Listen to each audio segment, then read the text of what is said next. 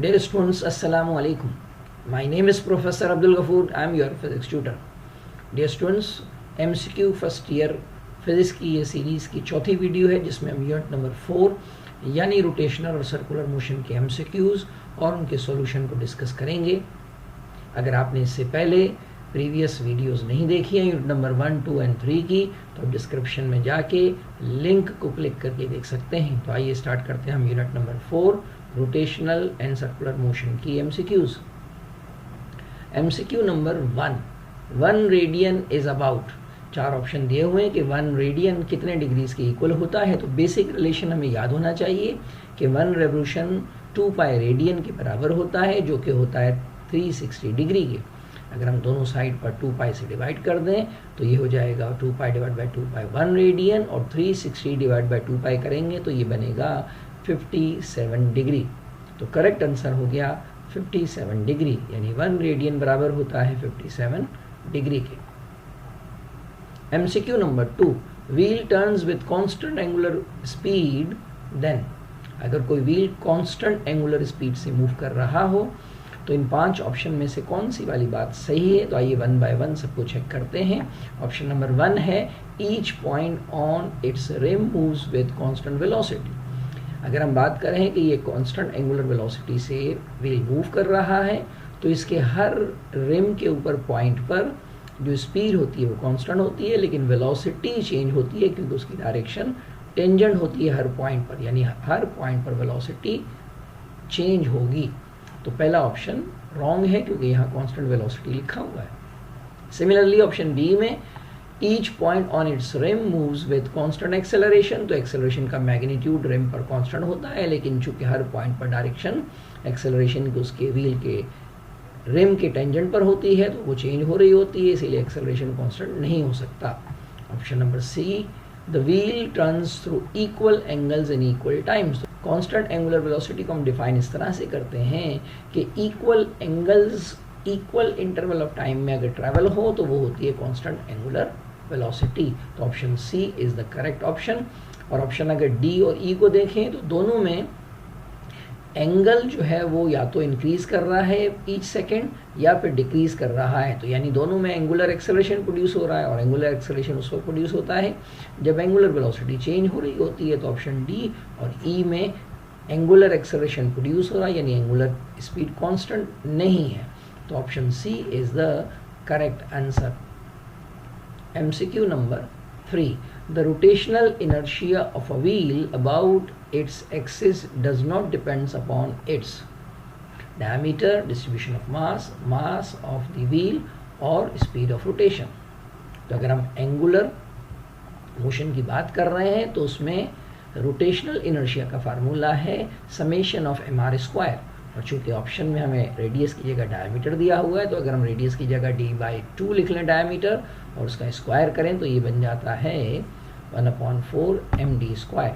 अब इस फार्मूले के मुताबिक जो मोमेंट ऑफ इनर्शिया है वो मास और डायमीटर पर डिपेंड करता है।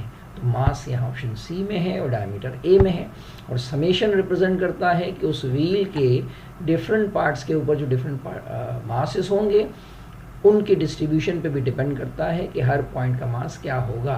तो डिस्ट्रीब्यूशन ऑफ मास पे भी रोटेशनल इनर्शिया डिपेंड करता है। तो ए, बी और सी रोटेशनल इनर्शिया के फैक्टर्स हैं जिस पे वो डिपेंड करता है, जबकि स्पीड ऑफ रोटेशन पर मोमेंट ऑफ इनर्शिया डिपेंड नहीं करता। तो करेक्ट आंसर हो गया speed of rotation. MCQ number 4, a force with at given magnitude is to be applied to a wheel, the torque can be maximized by. Torque को maximize करने के लिए यहाँ 4 ऑप्शन दिए हैं। इन 4 ऑप्शन को 1 बाय 1 चेक करते हैं। तो पहले हम फार्मूला डिस्कस कर लेते हैं कि torque is the product of RF sine of theta. इस टॉर्क के फार्मूले में R sine theta moment R में है, जबकि F जो है वो फोर्स को रिप्रेजेंट करता है। तो यहाँ जो व्हील है उसके सेंटर रोड को हम एक्सेल कहते हैं। तो आइए अब ऑप्शन को डिस्कस कर लेते हैं 1 बाय 1।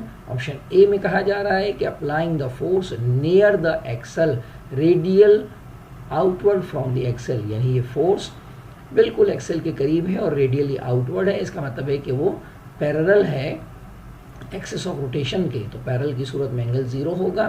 तो ऐसी कंडीशन में इसका टॉर्क 0 आएगा। तो पहला ऑप्शन में टॉर्क तो 0 हो गया। सेकेंड ऑप्शन चेक करते हैं कि applying the force near the rim radially outward. अगर फोर्स रेडियली आउटवर्ड रह गई है, यानी जिस डायरेक्शन में व्हील रोटेट कर रहा है उसके बिल्कुल परपेंडिकुलर है और जो एक्सल है उसके पैरेलल है, इसका मतलब है कि यहाँ पर जो एक्सिस ऑफ रोटेशन और फोर्स है वो दोनों पैरेलल में है, तो एंगल 0 हो गया, जिससे टॉर्क 0 हो गया। तो ये वाला टॉर्क भी मिनिमम या 0 होगा। Option C, applying the force near the axle parallel to a tangent to the wheel.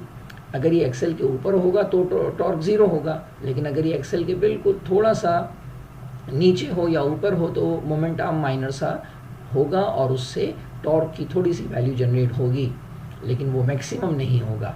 तो आइए ज़रा चौथे ऑप्शन को चेक करते हैं कि applying the force at the rim tangent to the rim.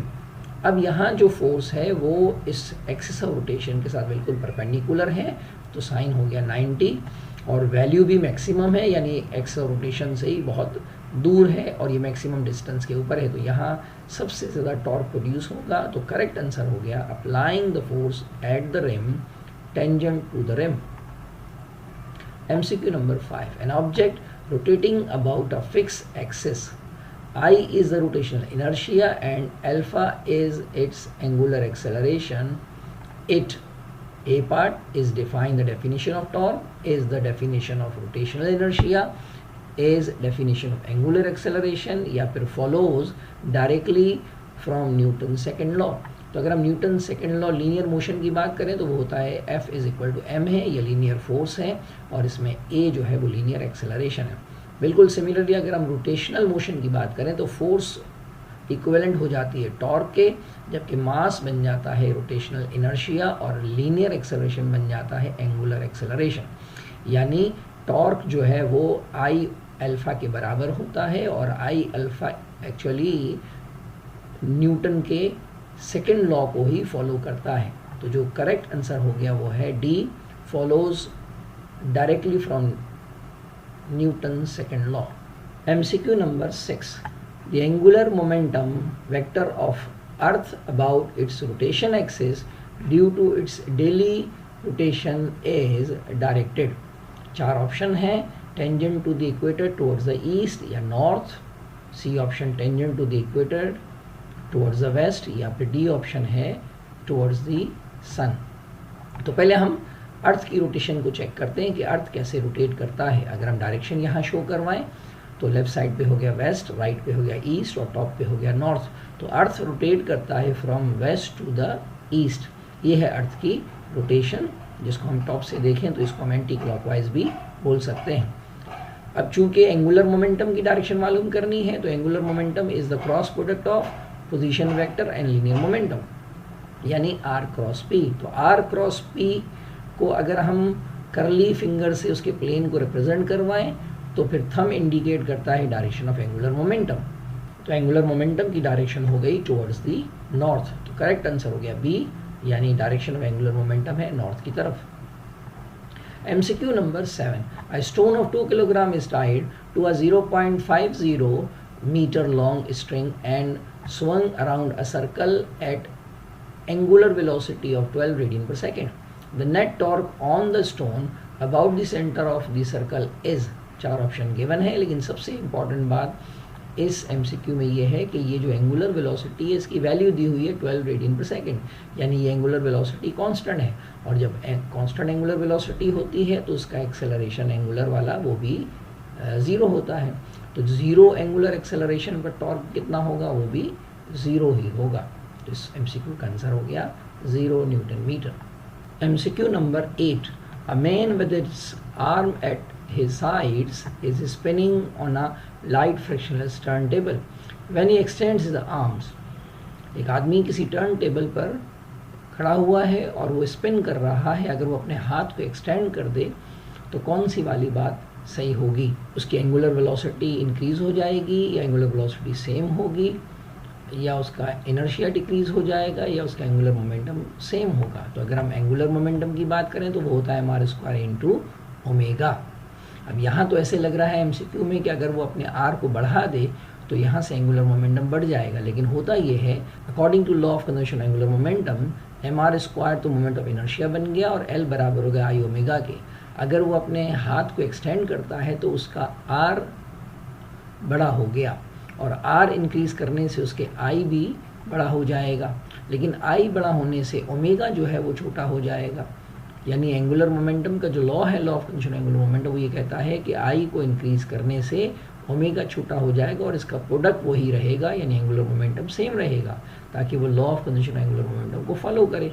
तो यहाँ वो फॉलो करेगा, his angular momentum remains the same, यानी लॉ को फॉलो करेगा और वो लॉ है law of conservation of angular momentum. MCQ number 9. A space station revolves around the earth as a satellite 100 km above the earth's surface. What is the net force on an astronaut at rest inside the space station? एक space station जब अर्थ के around rotate कर रहा होता है तो उसको हम एक फ्री फॉल मोशन कंसीडर करते हैं, और फ्री फॉल मोशन में एस्ट्रोनॉट और स्पेस स्टेशन दोनों का एक्सेलरेशन सेम है, एक ही एक्सेलरेशन से नीचे आ रहे हैं, तो जिनका नेट एक्सेलरेशन है वो ज़ीरो होगा, और चूंकि नेट एक्सेलरेशन ज़ीरो है तो उस पर नेट फोर्स भी ज़ीरो होगी, और ऐसी कंडीशन में वो वेटलेसनेस फील करेगा। यानी यहाँ MCQ हो गया D, the correct answer is 0, that is he is weightlessness. MCQ number 10. If the external torque acting on a body is 0, then जब किसी बॉडी पर एक्सटर्नल टॉर्क 0 होता है तो according to law of conservation of angular momentum उसका angular momentum जो है वो कंजर्व होता है। तो करेक्ट आंसर हो गया एंगुलर मोमेंटम इज कंजर्व्ड। तो ये थे डियर स्टूडेंट्स हमारे यूनिट 4 के MCQ। मिलते हैं फिर यूनिट 5 में। अल्लाह हाफिज़।